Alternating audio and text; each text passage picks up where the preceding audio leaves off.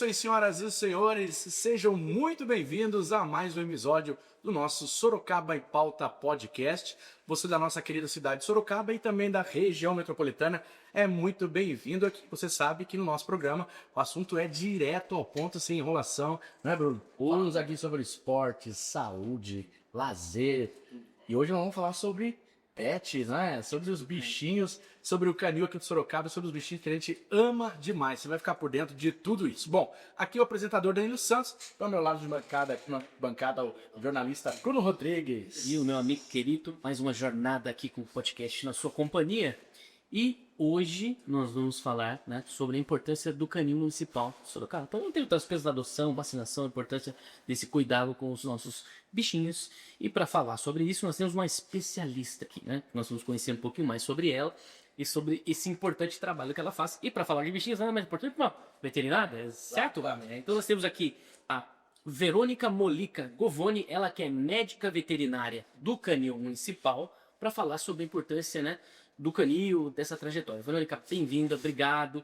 E conta um pouquinho sobre a sua trajetória, né, sobre como você está envolvida nessa questão, né, do cuidado dos nossos bichinhos e também a importância do canil. Certo.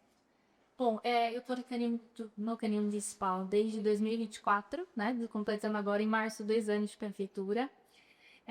Anteriormente ao canil, né, eu tive um pouco de experiência acadêmica, eu dei aula, fiz minha residência na parte clínico-cirúrgica de pequenos animais, né, então cães e gatos.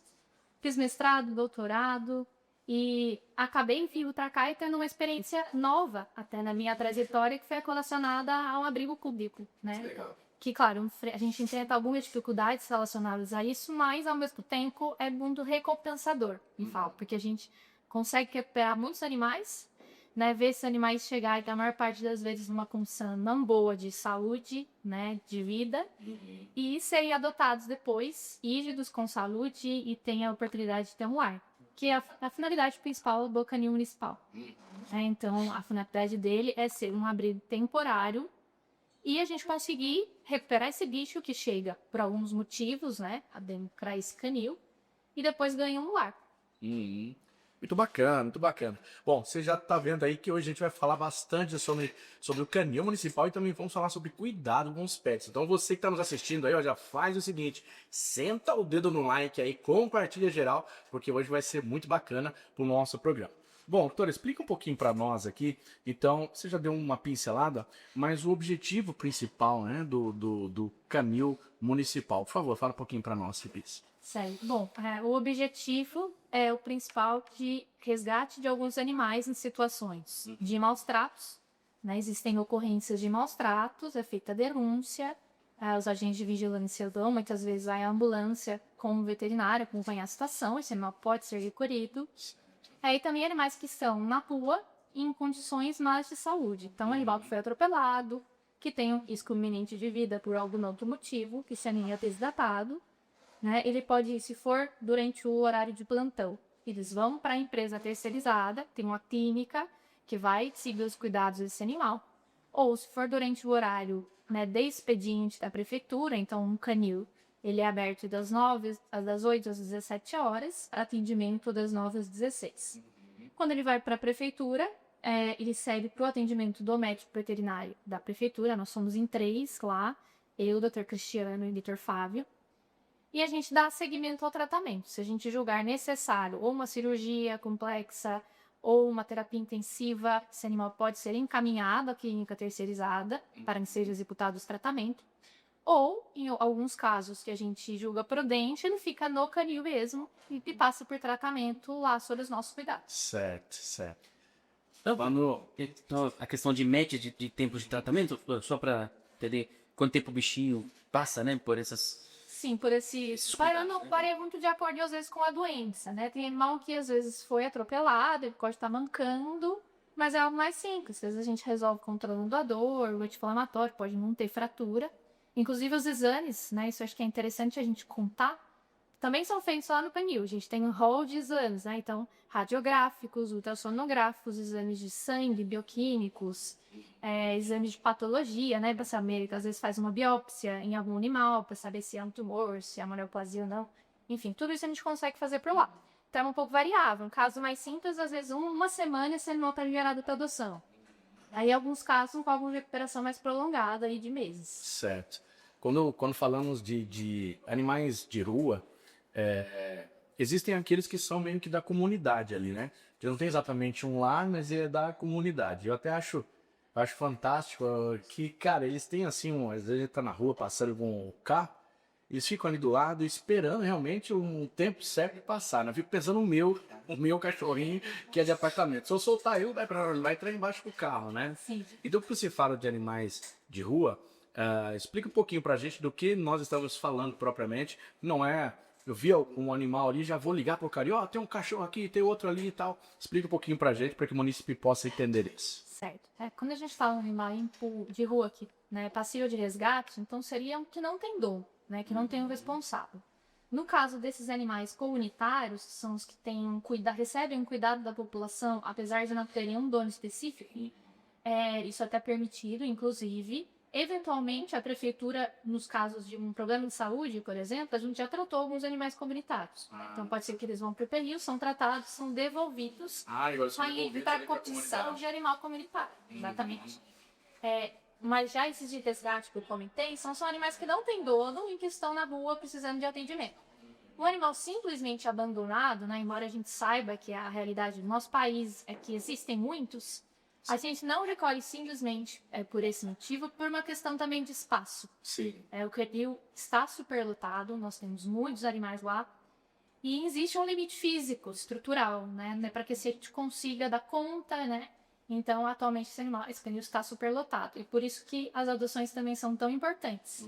Para que a gente possa fazer dele um abrigo apenas temporário, esse animal vai para um lar e, ao mesmo tempo, abre vaga de uma certa forma para que outros animais entrem e recebam os mesmos cuidados e tenham a chance de adoção.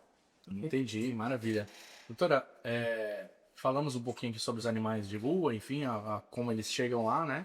Como os outros animais chegam, emendando com isso, sobre maus tratos. O que seria maus tratos, né? A condição que esse animal chega lá, né? Como eles chegam no canil, e o que seriam maus tratos. Certo. Bom, tem diversas condições, isso é constatado geralmente no momento da visita, da fiscalização. Quando existe essa suspeita, em algumas condições, a veterinária da ambulância, inclusive, vai junto, está presente para avaliar, né? Certo. E eu acho que posso falar em linhas gerais que a gente considera os preceitos de bem-estar, né? Que seriam as 5 liberdades no bem-estar animal. Então, o animal ele deve ser livre de dor, lesões ou doenças, livre de medo e de estresse, livre de desconforto, livre de fome, sede e livre para expressar o seu comportamento natural, né? Então, animais acorrentados que muitas vezes não têm acesso à água e comida, né? Animais que por vezes sofrem violência física, né? Já acontece inclusive às vezes de alguém constatar ou presenciar isso e executar a denúncia por doença. Então, eu acho que tudo que foge das 5 liberdades pode entrar em maus tratos, de alguma forma. Entendi. Então, isso, se até um vizinho, vamos dizer, visualizou ali, tá vendo, tá tendo maus tratos ali, o bichinho tá... hoje não sei se ainda existe isso, né? Mas houve uma época que existia muito. O quintal, né? Colocava-se um arame de um lado pro outro, né, Guilherme? Arame liso, colocava-se ele na coleira e ele só tinha aquele espaço para andar. E às vezes... O próprio animal colocava, às vezes, a água ou a bebida um pouquinho, a comida um pouquinho para mais longe e não conseguia alcançar. Isso pode ser considerado um maus trato também. Sim, pode ser considerado. Tem até uma lei nova, né, em relação ao acorrentamento, né? Existem algumas variantes de coisa que é permitida e não é permitida. Mas esse animal, com certeza, precisa ter acesso à água, aos alimentos. Né? E aí, mesmo um vizinho, né, que você comentou. Então, sempre que é realizada a denúncia, normalmente quem recebe, né, a parte ou agente, ou administrativo, ou chefia, pedem um vídeo, né, então fica um vídeo da situação do animal e depois é feita a visita, a fiscalização também. Bacana, bacana. Uma outra pergunta que eu gostaria de fazer, imagino que alguns munícipes ali tenham essa dúvida também. De repente eu comprei um bichinho porque era meu sonho ter um animalzinho, ele é tão fofinho, né? E inclusive tem muitas crianças que falam, eu quero ser veterinário. Ele acha que ser veterinário é dar carinho no bichinho, né? Aí quando eles descobrem que ser veterinário é ir com um cuidado um pouco mais intenso, falar, não sei se eu tô pronto pra isso, né? Sim. Mas aí vai lá com toda aquela empolgação, compra o animalzinho, não é bem o que eu imaginava. Aí o bichinho faz umas sujeiras que eu não imaginava, tem que limpar todo dia, tem que passear todo dia. Vou fazer o seguinte, vou entregar pro canil. Isso pode acontecer, doutora? Pode acontecer, sim. Já aconteceu com a gente, né? De ter pessoas que às vezes não querem mais o animal por algum motivo, não podem ter e querem entregar. E a gente não recebe, né? Esse tipo de animal. Então, aí indo para a questão aí da posse responsável, né? Que é o compre for excelente mesmo. Tanto para quem já tem um animal, quanto para quem pretende adotar. Porque eu falo, ter um animal é um compromisso a longo prazo. Então, às vezes, a gente vai criando empolgação ali da situação, ou mesmo às vezes para quem quer presentear, ou porque o filho, a criança quer muito, o que ok, pode ser uma possibilidade, né? Desde que a família tenha as condições necessárias de assumir o animal com compromisso. Então, exige tempo, né? Tempo disponível para esse animal, exige alguma condição financeira específica, porque esse animal gera gastos, né? Veterinário, vacina, vermífugo, a condição do acompanhamento veterinário, então o animal precisa dessa frequência de acompanhamento, né? Lógico que os cuidados, um espaço adequado. E até quando a gente fala em espaço, dá para citar os animais de grande porte ou os pitbulls, né? Nós temos lá no canil, ao longo do canil inteiro, mas principalmente no setor 2, que fica mais para cima, muitos pitbulls. E sempre que tem um interesse em adoção desses animais, existe inclusive uma visita prévia no local que a prefeitura faz para garantir que esse animal vá ter o espaço necessário, né? Então são animais que vão precisar de um espaço maior, no caso dos pitbulls muito ativos e muitas vezes que inclusive não toleram outros animais. Então esse é um outro ponto para pensar quem vai adotar, né? Será que eu tenho um outro cão? Esse cão é de bom convívio com o cão que eu vou adotar e vice-versa. Então, todos esses são fatores a serem considerados, né? São os critérios que não basta eu simplesmente querer também. Teve essa situação da pessoa que achou que poderia deixar lá, né? Mas é responsabilidade dele, o canil não vai receber. Mas também tem aquele outro lado da pessoa que quer adotar, mas de repente ela não tem as condições, né? Não tem o perfil para isso, né? Sim, exatamente. E normalmente a pessoa que vai lá no canil, ela pode visitar, né? Inclusive é sempre bem-vinda para isso. E quando existe o interesse na adoção, o que a gente tenta até apresentar para a pessoa é um cão que vai ter uma personalidade mais próxima do que ela precisa, às vezes, do estilo de vida ou do que ela procura. E os agentes acabam também tendo uma conversa com essa pessoa, como se fosse uma entrevista, né? Para que seja avaliado como é que vai ser isso depois, se vai precisar de alguma visita posterior ou não. Então, tudo isso é muito importante, não é? Claro. Muito bacana. Eu acho que até relacionado a isso, vale a gente comentar sobre o fato dos adultos ou filhotes, né? Que uma vantagem da adoção dos cães adultos e idosos é justamente já ter esse comportamento um pouco mais definido. E às vezes, para quem procura algo mais específico, é mais fácil da gente indicar. Porque quem procura filhote, a gente não sabe exatamente qual vai ser o corte desse animal, a gente tenta calcular às vezes pelo tamanho da pata, estimando a idade dele, mas isso não é preciso, né? Assim como comportamento. Então, aí seriam uns benefícios também na adoção dos adultos e dos idosos. Já entrando na questão de saúde desses animais, acho que vale a pena a gente destacar a questão da vacinação, importância, como esse serviço, como é que eles são cuidados com essa questão, periodicidade, toda essa parte da imunização, né? Que é importante abordar também, né? Os cuidados básicos, né? Os cuidados básicos, sim. Então, quanto à vacinação, né? O que a gente recomenda em protocolo são 3 doses para os filhotes da vacina múltipla, né? V8, V10. Começando ali com mais ou menos 6 semanas de vida, depois um intervalo de 21 e 30 dias entre a primeira e segunda e terceira dose. Nos animais do canil que vão ser adotados, né? Quando filhotes, a gente procura sempre garantir a primeira dose, para que esse animal seja adotado. E para os que já estão lá, feito o protocolo completo, né? E no caso dos adultos que chegam, aí o protocolo é com 2 doses ao invés de 3. E para os já vacinados que se mantêm no canil, repetição anual. Além disso, a vacina antirrábica, né? É feita uma dose única juntamente com a terceira dose, ou para os cães que já são adultos ou já têm algumas doses, a gente considera 3 meses como a idade mínima para recebimento, e também é feita a repetição anual da vacina antirrábica. Vermífugo também, né? Então, a partir de 15 dias de vida, o filhote já pode receber a primeira dose de vermífugo. É feita a segunda dose 15 dias depois. Normalmente, protocolo parecido também para adultos, a não ser que seja uma outra verminose específica. Em geral, é isso. Tem também algumas vacinas não essenciais, né? Então, vacina para tosse dos canis. Sempre que a gente pode, a gente faz o canil, especialmente antes do período de inverno, né? Que esses MS com mais tendentes a essas doenças virais e mesmo a bactéria, uma das bactérias causadoras. E é isso, assim, de principal na vacina da vacina vernífera. Bacana. Ainda conectada a essa pergunta, explica para nós um pouquinho, para o munícipe que está nos ouvindo ali. Aliás, antes de ela explicar, vamos explicar se ele seguir a gente, não é, Bruno? Sem dúvida. Seguir, compartilhar e deixar aquele joguinho, porque eu tenho certeza que a conversa aqui tá muito bacana. E essa próxima pergunta aqui, com certeza, alguém, ou você ou alguém próximo de você, tem essa dúvida. Explica para nós a diferença entre canil e zoonoses, porque o pessoal acaba misturando muito os serviços ali, né? Essa é uma pergunta importante, porque antigamente os dois ficavam na mesma estrutura, né? Que é lá no Jardim Zoológico. Aí confundiu um pouco mais ainda, né? Talvez, ó, só fica então, juntinho. Realmente, muita gente vai lá, às vezes, procurando uma vacina antirrábica que é feita nas zoonoses e vice-versa. Então, o canil, ele é da seção de proteção do bem-estar animal, Secretaria do Meio Ambiente. Certo. É para onde vão esses animais que estão lá no aguardo de um lar, muitas vezes em tratamento, que são resgatados. A zoonoses, ela é da Secretaria da Saúde e ela é mais responsável por esse controle relacionado à saúde pública. Então, animais que têm zoonoses, ou seja, doenças que podem ser transmitidas aos humanos. Então, aí a gente pode citar algumas, né? Esporotricose, leishmaniose, a própria raiva, né? Então, aquele cão mordedor que vai ser observado para a raiva, ele vai primeiro para a zoonose. Certo. Eventualmente, depois que esses animais já estão tratados, né? No caso de um gato com a esporotricose, eles voltam para o canil para então terem a opção de adoção. Mas são estruturas separadas, né? Até mesmo a vacina antirrábica, que a gente comentou, ela é feita gratuitamente para a população, mediante agendamento, porém na unidade das zoonoses. Nós, do canil, nós vacinamos, nós tratamos apenas os animais dentro do canil.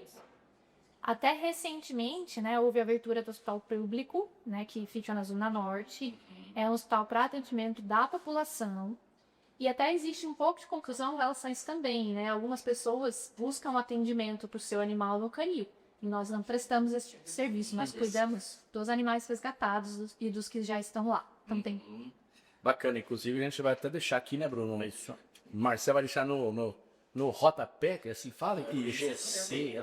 Vai põe na tela aí para nós aí, né, o endereço lá do hospital veterinário, porque ali é onde a pessoa vai receber o atendimento pro bichinho, né? Isso. Lembrando, então, essa diferença aí, o canil vai cuidar dos animais que estão ali para ser adotados, né? Para serem doados ali, quem vai receber esses animaizinhos. Doutora, diante disso, antes de eu fazer uma outra pergunta aqui, eu gostaria de voltar um pouquinho atrás a respeito dos animais que são recebidos ali. E normalmente ele veio, vamos dizer, de uma situação de maus tratos, né? Foi constatado esses maus tratos e tal. A gente sabe que existem punições diante da lei para esses que cometem esse tipo de situação, né? O canil, ele só vai receber o animal e cuidar, né? Quem é o veterinário, enfim. Por que eu estou fazendo essa pergunta? Às vezes, vamos dizer que o Bruno lá viu eu cometendo já várias situações lá com o meu bichinho, o Bruno denunciou. Aí vocês vêm, resgatam o animal e o Bruno fica louco da vida, mas o pessoal do canil veio aqui no bem-estar com o Danilo e tal. Explica um pouquinho para nós, só para o munícipe entender que, né, a responsabilidade de cada um, onde ele vai responder, através do que é, enfim, porque o munícipe acaba achando que o canil, né, quem trabalha no canil é responsável até por prender a pessoa, né? Sim. Então, primeiro, normalmente quando existe uma denúncia, né, é feita uma fiscalização, essa parte é com os agentes de vigilância, chefia, né, eles vão avaliar cada situação. Normalmente, quando é constatado realmente uma situação de maus tratos, esse animal pode ser decolhido ou não, né? Vai depender de alguns fatores. Então, desculpa, só complementando. Então, antes de vocês checarem lá, além da denúncia, houve uma constatação por um fiscal. Sim, normalmente você fez a fiscalização. E nem toda situação é situação de recolhimento, né? Tem situações em que essa pessoa responsável, né, que é chamado hoje em dia, ele é advertido, então ele tem uma opção ali de fazer algumas adequações. Certo. Quando não, também dependendo da condição, né, para o nosso encontro, isso pode ser recolhido. E tem casos em que, inclusive, a delegacia, né, relacionada a essa questão vai junto e essa pessoa pode sim ser punida. Né? Muitas vezes é até levada à delegacia, até acompanhada até a delegacia, então isso aí vai depender da avaliação de cada caso. Entendi? Aí é com essa parte dos agentes, né? E nós veterinários ficamos lá para receber esses animais que entram para o velhinho. Certo. Então, para aplacar do coração, né, de todos, existem toda essa função, né, quando há de fato uma constatação, os fiscais vão lá, porque se não houver, né, alguém pode falar, mas é muita burocracia, mas se não houver isso, tem gente que às vezes ouve um animal latido lá, já acha que está tendo maus tratos, aí já liga, enfim. Até diante disso, doutora, ainda existe essa questão de trote? Nós tivemos, eu me lembro qual foi um podcast que nós fizemos aqui, foi do SAMU. Infelizmente ainda acontece trote, por exemplo, imagine o SAMU, que é um serviço de urgência ali, de emergência, né? E infelizmente ainda isso acontece. No Canil também acontece de ter trotes? Olha, especificamente sobre trotes, eu não sei te informar, porque eu não fico nessa linha ali de frente da recepção das denúncias, né? Mas muitas denúncias são consideradas improcedentes. Isso acaba se tendo, né? Que a gente sempre tem os boletins e por vezes ocorre a visita e a denúncia é considerada improcedente. Então, conscientização para você que de repente, né, ou conhece alguém que qualquer coisa já quer ligar, não faz isso não, porque é um serviço essencial e precisa ser tratado do jeito, né, correto, né, Bruno? Bom, dando sequência aqui, eu gostaria de fazer uma segunda, na verdade, a minha penúltima pergunta aqui, né? Estamos chegando quase aos finalmente do nosso programa.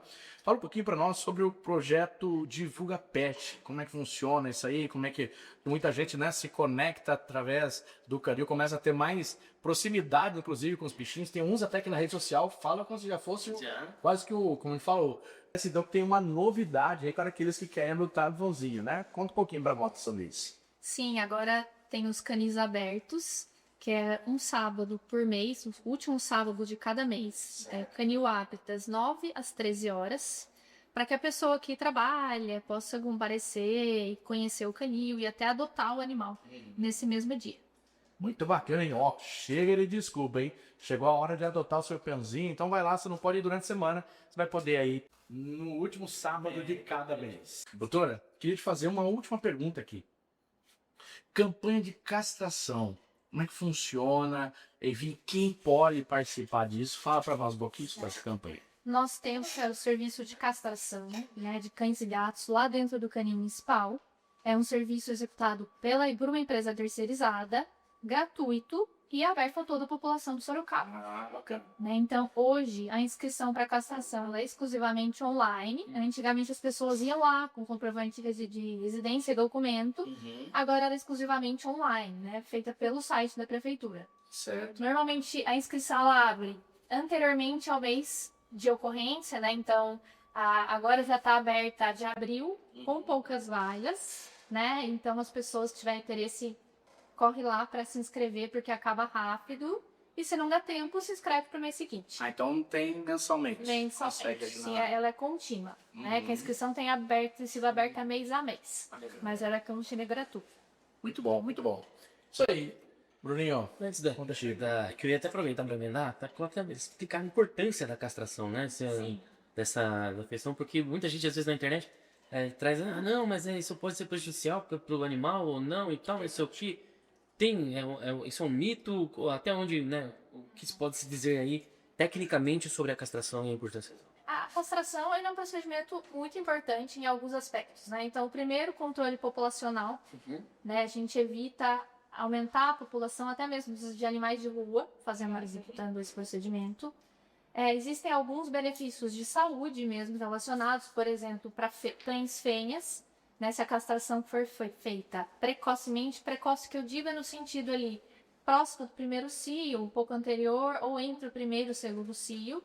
Tem um efeito de prevenção, por exemplo, de tumor mamário. Né? O mais indicado é um pouco polêmico, mas seria entre o primeiro e o segundo cio, porque essa filha ela consegue se desenvolver melhor e, ao mesmo tempo, tem o benefício da prevenção do câncer de mama. Certo. Nós, no canil, castramos a partir de 6 meses, né? Para justamente ter uma idade mais adequada para ela conseguir se desenvolver até realizar a castração. Tanto para fêmeas, quanto para machos, tanto para gatos, quanto para cães. E mesmo prevenção, mesmo efeito preventivo mamário também existe para gatas também. Você não é um doguinho castrado, não, né? Não sou, não. Não, então tá podendo. Já tentaram, mas não deixo, não. O Daniel ainda está podendo ter mais filhotes. Isso aí, Daniel. Bom, então agora é contigo. Isso, doutora, a gente, como é um assunto vasto, às vezes a gente acaba esquecendo de perguntar alguma coisa que de repente você entenda como muito importante a gente dá para falar para a população. Caso tenha, né, aproveita, né, nessas considerações finais, que esse também é um momento, além de falar de algo que não foi abordado, você entenda como importante, agradecer a equipe, de gente dar dica para não falar o nome, né? Você não que agradece um nome, esquece outro, aí gera aquela ciumeira. Mas se tiver, né, algumas pessoas assim que realmente mereçam, fique à vontade e parabenizar por esse trabalho, né? Os nossos cãezinhos, se falassem em português também, que certamente agradeceriam. E agradecer pela presença e pela entrevista. Bom, eu que agradeço, né, primeiramente pelo convite, pela oportunidade de participação aqui no podcast. Bom, convidar, né, toda a população que quiser, tiver tanto a vontade de adotar um animal, ir conhecer os nossos animais lá aqui. E quem sabe, né, escolher aí um pet que vai ser muito feliz, também fazer da família muito feliz. Convidar as pessoas para seguirem a página do Divulga Pet, que é muito importante, né, para também conhecerem esses animais, para aproveitarem desse canal. Além disso, também interessante falar que a gente fica aberto a doações, né? Então, doações de roupinha, quando estiver próximo do frio, doações de ração, né? No mesmo endereço, né? E o canil está localizado lá no Jardim Zulmira, na rua Rosa Maria de Oliveira, número 345, para quem quiser conhecer. Muito bacana, doutora. Muito obrigado por ter aceitado o convite, por estar conosco. Bruninho, mais um podcast com a gente aí. Muito bom, muito bom. E claro, carinho da sua audiência que nos acompanhou até aqui. Não se esqueça, hein? Deixar o like, compartilhe isso aí em geral, manda lá no grupo da família. E claro, nos segue aqui para que mais pessoas fiquem muito mais informadas aí. Esse foi então mais um episódio do nosso Sorocaba em Pauta podcast. Permitindo Deus, nos encontramos na próxima semana. Tchau, tchau, pessoal. Até a próxima.